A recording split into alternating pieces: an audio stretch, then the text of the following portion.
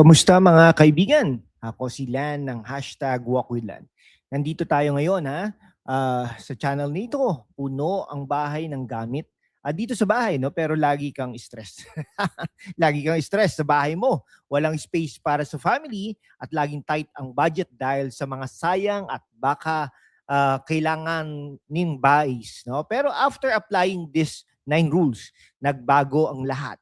Mas maluwag ang kondo, mas marami savings, at mas masaya ang buhay. Today, ibabahagi natin yan sa inyo, Pinoy style. Kung ready ka na mag-declutter at maging libre sa pera at stress, hit that like button na at let's go.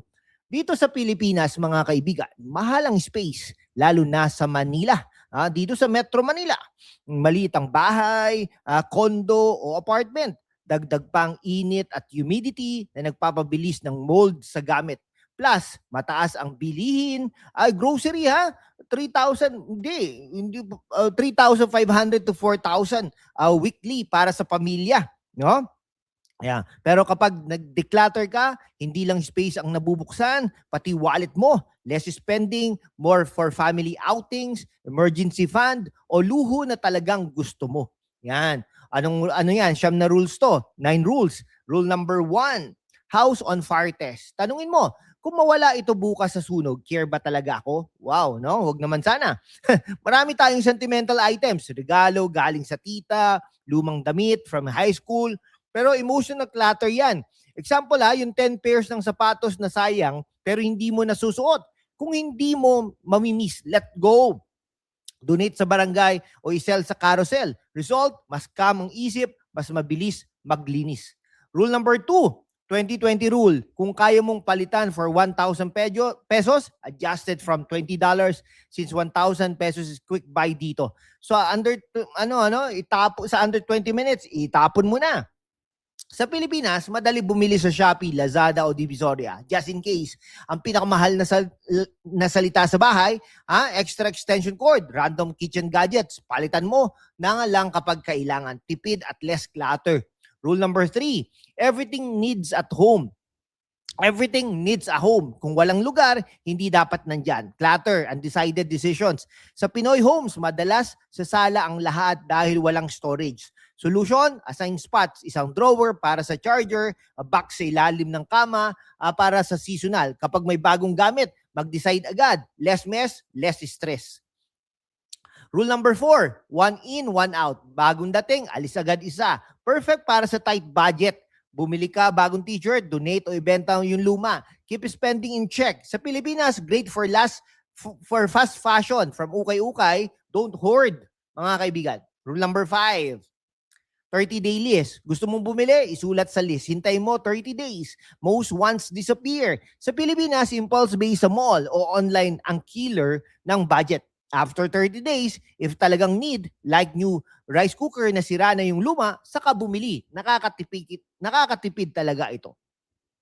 Rule number 6, buy for life. Buy for the life you actually live. Hindi yung imagine. Hindi ka naman nag-host ng dinner parties every week Bakit 18 plates? Sa Pinoy family, madalas overbuy for pwedeng gamitin someday. Focus sa daily simpleng set ng pinggan para sa pamilya. Hindi para sa fiesta. Real life equals real savings. Rule number 7, 90-day use rule. Hindi ginamit. Last 90 days at hindi gagamitin next 90 days, gone. No? Sa init natin, maraming gamit na nabubulok o moldy. Winter jackets, extra blankets. Check your closet. Kitchen, donate to relief goods or sell. Create space for what matters. Yan po ang ginagawa natin. Rule number 8, high quality over high quantity. Fewer but better. Sa Pilipinas, mga kaibigan, mura ang bilihin pero mabilis masira. Napapansin niyo po ba yun? Invest in durable, one good non-stick pan kaysa 5 cheap ones. Long-term tipid, less replacement. Calmer daily life. Mas masarap magluto sa quality tools. Rule number 9, margin over staff. Open space sa bahay, open space sa finances. Lower expenses, more freedom. Imagine niyo less bills sa storage. Less shopping stress. Sa Pilipinas, extra margin means more kids' education, family trips sa province, o emergency fund. Yung peace of mind, priceless. After these rules, nabawasan ang gastos ko ng 20 to 30%. Mas maluwag ang bahay at mas masaya ako, ha? Hindi perfect pero progress. Pick one rule today. Start small. Share sa comment section. Anong pinakaunang declutter mo? Remember ha, less stuff, more life, more pera, more freedom. Kaya mo yan, Pinoy. Like kung helpful ha, subscribe for more Pinoy Declutter plus finance tips. Bell icon ha, para updated ka mga kaibigan. Salamat sa panunood. God bless at magkita ulit tayo sa susunod ng mas maluwag na bahay. Peace out at mabuhay po ang Pilipinas.